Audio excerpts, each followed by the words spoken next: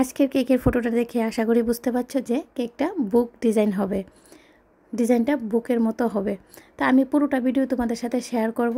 ফন্ডেন্টের কাজ হবে ভিডিওটার মধ্যে, পুরোটা ফন্ডেন্টের কাজও তোমাদের সাথে শেয়ার করব আমি কিভাবে ফন্ডেন্টের কাজগুলো করেছি। তো স্কিপ না করে ভিডিওটা দেখতে থাকো, আশা করি তোমরা বুঝতে পারবে আমি কিভাবে কাজগুলো করেছি। হ্যালো ফ্রেন্ডস, আশা করি তোমরা সবাই ভালো আছো, আমিও ভালো আছি। তোমাদের সবাইকে জানাই অসংখ্য অসংখ্য স্বাগত আর গুড মর্নিং।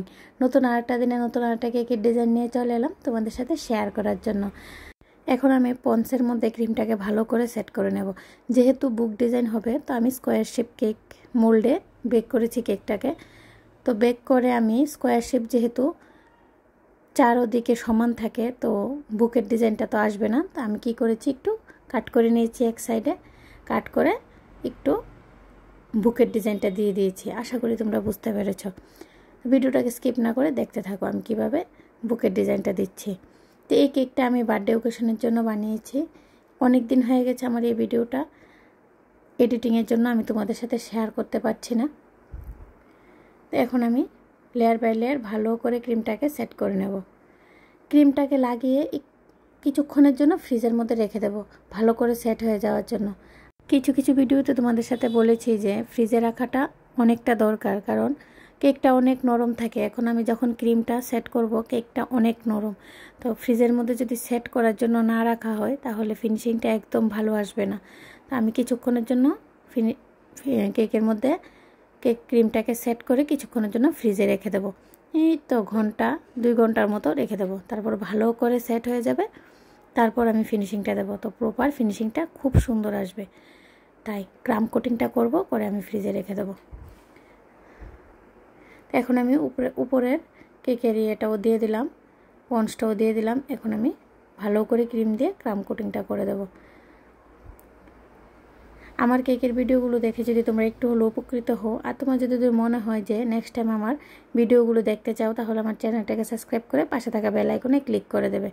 পাশে থাকা বেল আইকনে ক্লিক করে দিলে নতুন নতুন যেসব কেকের ভিডিও আমি আপলোড করব সর্বপ্রথম তোমাদের কাছে এসে পৌঁছাবে। আর কে কোথা থেকে আমার কেকের ভিডিওটা দেখছো আমাকে যদি একটু কমেন্টসে বলো, তাহলে আমার থেকেও খুব ভালো লাগবে, একটু তোমাদের ধন্যবাদ বলার সুযোগটা আমি পাবো।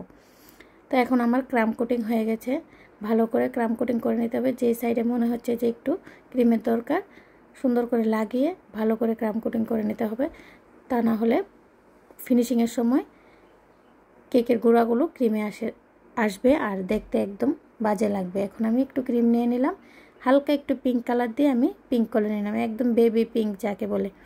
তো এখন আমি পুরোটা কেক যেহেতু পিঙ্ক হবে, তো আমি পুরোটা কেকের মধ্যে পাইপিং ব্যাগে ক্রিমটাকে ভরে নিয়েছি। স্কোয়ার শেপ কেক বানাতে গেলে একটু আস্তে ধীরে ফিনিশিংটা দিতে হয়, কারণ রাউন্ড শেপে যেরকম তাড়াতাড়ি ফিনিশিংটা আসে, হার্ট শেপ ও স্কোয়ার শেপে সেরকমভাবে তাড়াতাড়ি ফিনিশিংটা আসে না। তাই পাইপিং ব্যাগে ভরে ক্রিমটাকে দিলেই ভালো হয় স্কোয়ার শেপ কেকের ক্ষেত্রে। রাউন্ড শেপ কেকের ক্ষেত্রে পাইপিং ব্যাগে না বললেও ফিনিশিংটা ভালোই আসে, কিন্তু স্কোয়ার শেপ কেকের মধ্যে পাইপিং ব্যাগে ক্রিমটাকে ভালো করে ভরে তারপরে দিলে ফিনিশিংটা খুব তাড়াতাড়ি এসে যায় কেকের মধ্যে। তো এখন আমি নাইফের সাহায্যে ফিনিশিংটা ভালো করে দিয়ে দিলাম। ব্রাশের সাহায্যে আমি একটু ডিজাইন করে দেবো, সব দিকে ডিজাইন করে দেবো। ডিজাইনটা যেরকম ছিল, এই ডিজাইনটা আমাকে দেওয়া ছিল, বার্থডে ওকেশনের জন্য কেকটা ছিল, তো যেরকম ডিজাইনটা ছিল আমি চেষ্টা করেছি সেম টু সেম বানিয়ে দেওয়ার জন্য। তো চতুর্দিকে আমি একটু ব্রাশ দিয়ে দাগ দিয়ে নিলাম যাতে বুকের পেজের এফেক্টগুলো আসে। এখন আমি ফন্ডেন্ট দিয়ে উপরের পেজটা বানিয়ে নিলাম, একটু মুড়ানো থাকবে। দেখো এই কাজটা আমি তোমাদের সাথে শেয়ার করিনি, কারণ এটা একদম সিম্পল। কেকের মাপ দিয়ে আমি কাট করে নিয়েছি ফন্ডেন্টটাকে, তো আমি আর সেই ভিডিওটা স্কিপ করে গেলাম। তো এখন দেখো আমি ফ্লাওয়ারগুলো বানিয়ে নেব। কিছু শিউলি ফুল হবে কেকটার উপরে, তো শিউলি ফুলগুলো আমি বানিয়ে নেব। এগুলো রেডিমেড কিনতে পাওয়া যায় কাটারগুলো, তো আমি কেটে নেব ফন্ডেন্ট থেকে সুন্দর করে সবগুলো ভালো করে কেটে নেব। আর ফন্ডেন্টটাকে আগে ভালো করে হাত দিয়ে মলে ফিনিশিংটা দিয়ে দিতে হবে। ভালো করে ফিনিশিংটা না দিলে ফ্লাওয়ারগুলো সুন্দর আসবে না।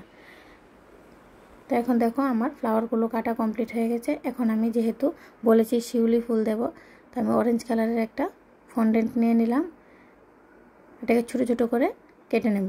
কেটে ফ্লাওয়ারগুলোর উপরে বসিয়ে দেবো। একদম শিউলি ফুলের এফেক্টটা আসবে, সুন্দর মতো শিউলি ফুলের এফেক্টটা আসবে।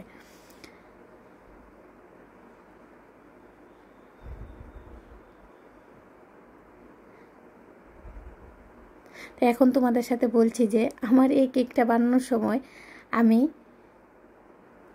পুরোটা কাজ ভিডিও করেছি।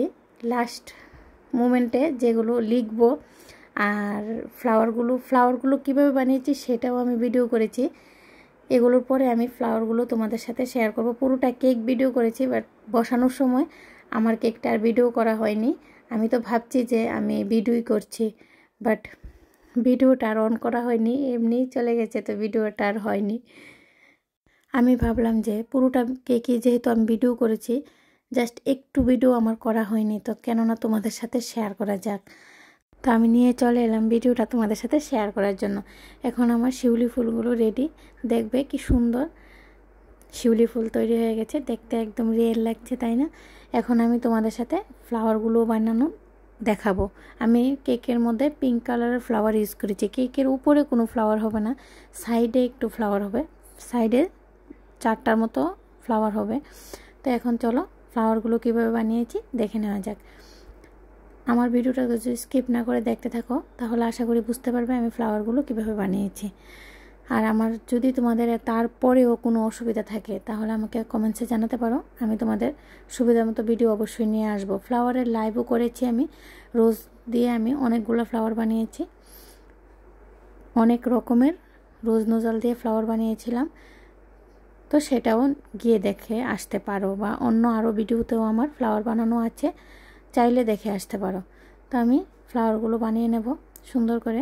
স্প্রে কালার ইউজ করেছি আমি। ফ্লাওয়ারের মধ্যে স্প্রে কালারটা ইউজ করলে খুবই ভালো লাগে, কালারটা খুব সুন্দর আসে, যে কোনো কালার, রেড হোক পিঙ্ক হোক। রেড কালারটা সবচেয়ে বেশি ভালো আসে, আমার খুবই ভালো লাগে স্প্রে কালার দিয়ে যখন রেড ফ্লাওয়ার বানানো হয়। তো আমার ফ্লাওয়ারগুলো বানানো কমপ্লিট হয়ে যাচ্ছে। লাগানোটা তো আর তোমাদের সাথে শেয়ার করতে পারবো না। আজকের মতো এই পর্যন্তই। নেক্সট টাইম নতুন একটা কেকের ভিডিও নিয়ে তোমাদের সবার সাথে আবার দেখা হবে। সবাই ভালো থেকো, সুস্থ থাকো। আর আমার কেকের ভিডিওটা ওয়াচ করার জন্য অনেক অনেক ধন্যবাদ। রাধে রাধে ফ্রেন্ডস।